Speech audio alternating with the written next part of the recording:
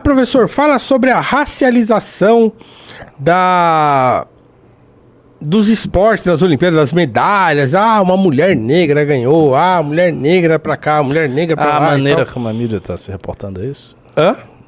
Não. Uma pessoa me perguntou, pediu para eu comentar sobre isso. Então, ele acha, me parece, que é lacração você evidenciar que quem ganhou a medalha de ouro foi uma mulher negra.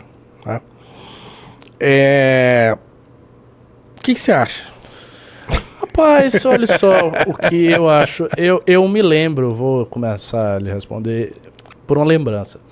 Eu me lembro, quando eu era criança, como eram as chamadas de medalha, como as pessoas se referiam aos atletas que ganharam medalha. Eu, de fato, sinto que hoje há uma sobreênfase nisso aí.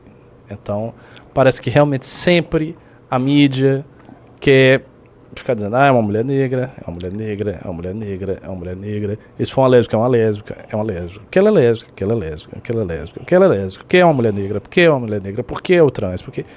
E isso é uma coisa, eu acho muito ruim, porque isso despersonaliza os atletas. Então parece que eles não são mais pessoas, que não é mais a Beatriz, que não é mais a Rebeca, que não é mais, sei lá, o time de vôlei do Brasil, que não é mais o Calderano. Estou citando nomes aleatórios de pessoas, inclusive, que não ganharam medalha. Que não são mais essas pessoas, mas que é uma espécie de arquétipo que ela encarna e que isso é que interessa, que é essa. Por outro lado, isso é um aspecto. Tem um outro aspecto que é a nuance, né? É indiscutível que quando você tem um país como o Brasil, que é um país muito desigual e que notadamente a população negra tem menos acesso à educação, menos acesso à formação, tem uma condição social, via de regra, inferior, as pessoas são mais brancas, por conta, enfim, da escravidão. Quando você tem um país nesta configuração, e quando você vê os negros sempre tendo muito destaque em várias modalidades, eles têm, isso desde sempre, em todos os lugares, tá? Enfatizar isso tem também um aspecto que eu considero correto, que é assim, é reconhecer um mérito.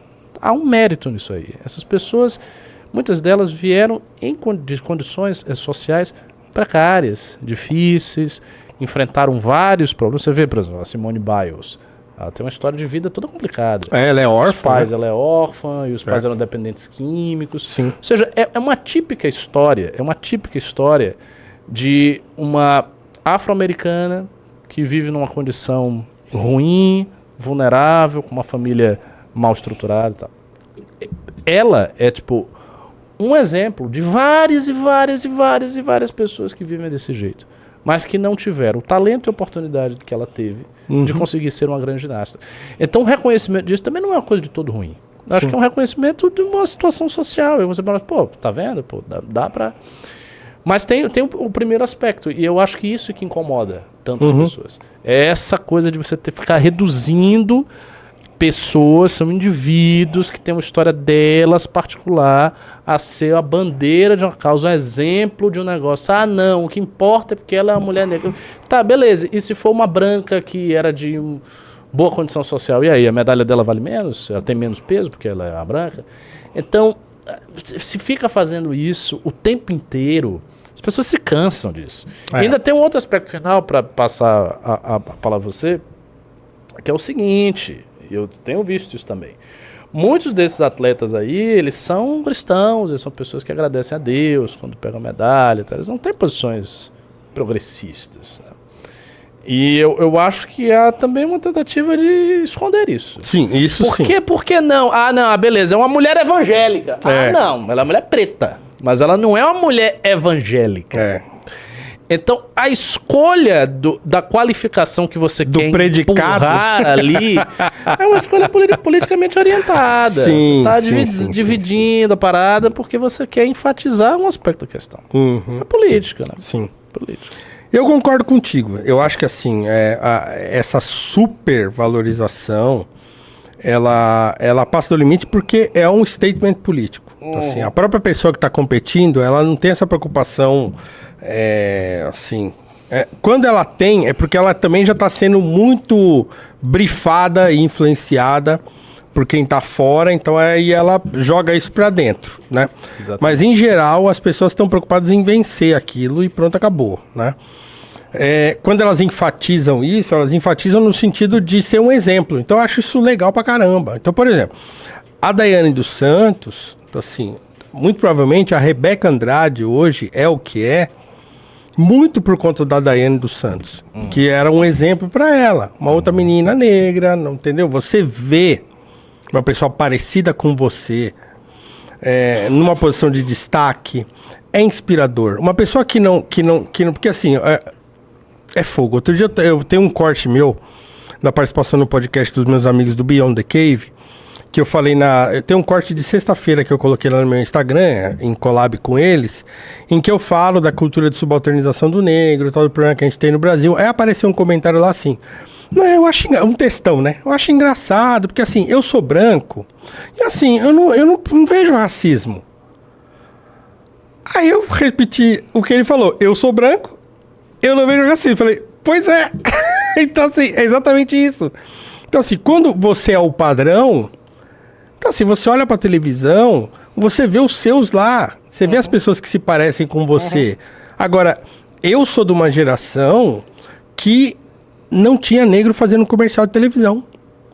Pois é. Você não via um? Não tinha um. O pessoal que tá nos assistindo aí talvez nem saiba disso. Na minha época, e quando eu tô falando minha época, eu tô dizendo assim, anos 80, 90 do Brasil.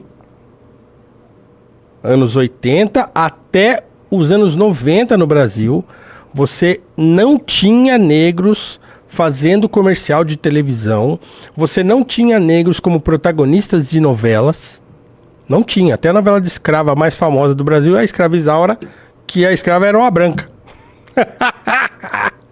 Então você tinha no Brasil papéis, pessoas negras fazendo papel subalterno e de escravo, e que não era escrava Isaura, era escravo raia miúda.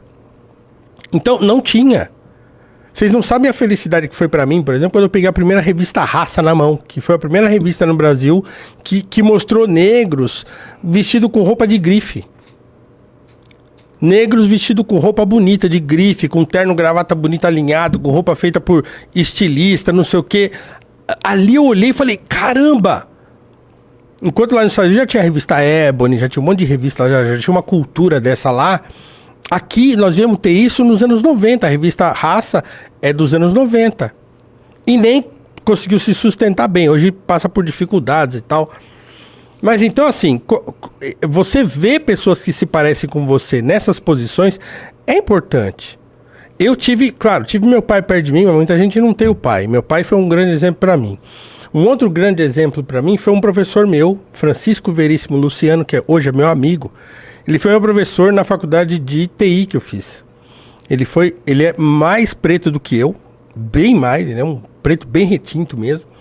E ele foi meu professor de linguagem de programação, de Visual Basic. Quando eu vi aquele sujeito entrando na sala de aula, eu falei, opa, peraí.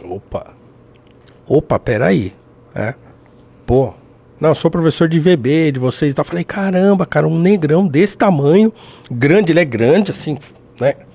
Imponente e tal, pretão, professor de linguagem de programação. Ele é professor concursado da Escola Técnica Federal aqui em São Paulo e tal. Então, aquilo fez eu me aproximar imediatamente dele. Ele virou meu amigo e ainda hoje ele é pra mim uma grande referência. Então, essas coisas importam. Não é à toa que eu vivo escrevendo, inclusive na Valete. Eu vivo escrevendo sobre figuras negras importantes e tal, porque é importante. Não só pra gente que é negro saber que essas pessoas existem e existiram, mas pra quem não é negro saber que elas existiram também. Então, eu tô vendo alguém falar no chat do Pelé, por exemplo. O Pelé, a negritude do Pelé foi invisibilizada muitas vezes no Brasil. Muitas vezes. Aí ficava assim, a militância negra reclamando que o Pelé não falava de racismo o suficiente. E os brancos querendo que o Pelé não falasse de racismo nunca. Então ele ficava naquela... Então o Pelé, ele meio que transcendeu a questão da cor dele. Então o Pelé, ele não é o melhor exemplo nesse sentido, porque na maior parte do tempo, O Pelé não tava falando disso, não tava preocupado com isso, e ele meio que fingia que essas coisas não estavam acontecendo. Não que ele não fizesse nada, não que ele não falasse de vez em quando, não é isso. Não tô dizendo que ele foi negligente, porque eu acho que ele não foi, tá? Assim, eu acho não, tenho certeza que ele não foi. Mas o Pelé transcendeu a barreira da cor porque era um projeto do Brasil, inclusive, que isso fosse transcendido. Época do Getúlio, tal, os caras que... Não, isso aí, o Brasil não tem nada com isso. Então, assim, hoje, reconhecer uma pessoa negra que se destaca é importante. Agora, é óbvio que a gente está cansado também de ser usado. Né? Eu não quero ser um homem negro que é professor de filosofia. É exatamente isso. Eu sou um professor de filosofia, entendeu? O comentarista negro do MBL, o negro de direita. O negro de... Porque, obviamente, você tira você tira o elemento singular daquela pessoa. Uhum. O sujeito passa a não ser mais uma pessoa. Ele Exatamente. É um arquétipo de uma bandeira que está lá encaixado e acabou. Exatamente. Então, assim, representatividade importa, como dizem? Eu acho que importa, mas ela importa quando ela é feita desse modo, com excelência. Quando você pega uma pessoa que se destaca, não é botar uma pessoa lá porque ela tem que estar lá. Não, exatamente. Quando uma pessoa se destaca, você fala, caramba, né? Que legal, num país como o nosso, você vê que as pessoas negras, apesar de todos os pesares, vão lá, se destacam, então devem ser evidenciadas. Agora, claro, esse exagero todo e essa tentativa de transformar essas pessoas em símbolos de militância é mesmo irritante, né? Uhum. Mas é isso. Cara, foi uma opinião bastante equilibrada. Eu tô vendo aqui o chat, tem umas coisas engraçadas. Tinha um cara do chat, já passou aí, tá bem mais lá em cima, que ele tava reclamando de você, dizendo que você é um evangélico de meia tigela. Por quê? Porque você tem amizade com católico e discute religião com muçulmano. O que você acha? O Paulo era pra ele chegar aqui e me dar um soco na cara? Eu sou cristão, você é infiel, sai daqui! Ué, mas é exatamente esse que é o... Ué, mas não tem exemplo maior desse tipo de procedimento meu do que do próprio Cristo, ué. Oxe, sim. O meu exemplo é Jesus Cristo, pô. Então, ele é meu exemplo maior. O cara querendo que... eu não sei o que eu imaginava. O muçulmano vai me bater, pô. E o cristão. Aí chega o Paulo. Eu vou defender a Europa. Saia daqui, senhor Ricardo. Cara, mas eu fiz quase uma defesa da Europa aí, pô. Não, nada a ver. E outra, o cristianismo nem é europeu. O cristianismo... Para começo de conversa, o cristianismo nem é uma... Oriente Médio. Nem é uma religião europeia, né? Então, já começa por aí, né? Ele nem é uma religião europeia. Ele se torna uma religião europeia através do catolicismo e depois, claro, a reforma protestante que acontece na Alemanha, mas assim... Exatamente. Isso é o que eu falei. Primeiro com a Igreja Católica, com Roma, mas e depois... a região dos profetas... Tem um dito no Islã que é o seguinte, que o Oriente Médio é a região dos profetas e o norte da África é a região dos santos. Você não conhece esse dito, que é um dito islâmico. Porque a ideia é a seguinte, os profetas... Porque para nós muçulmanos, todos são muçulmanos. O Cristo é muçulmano, todos são muçulmanos. Os profetas, o ciclo do profeta Abraão, Moisés, tudo da região do Oriente Médio. Então, assim, o Oriente Médio é o grande celeiro dos profetas. E o norte da África sempre produziu muitos santos muçulmanos. Então se diz que o Maghreb, aquela ali é a região dos santos, pela quantidade de santos islâmicos que foram produzidos naquela região. Argélia, Marrocos, tem um monte, até hoje tem lá. Pois é,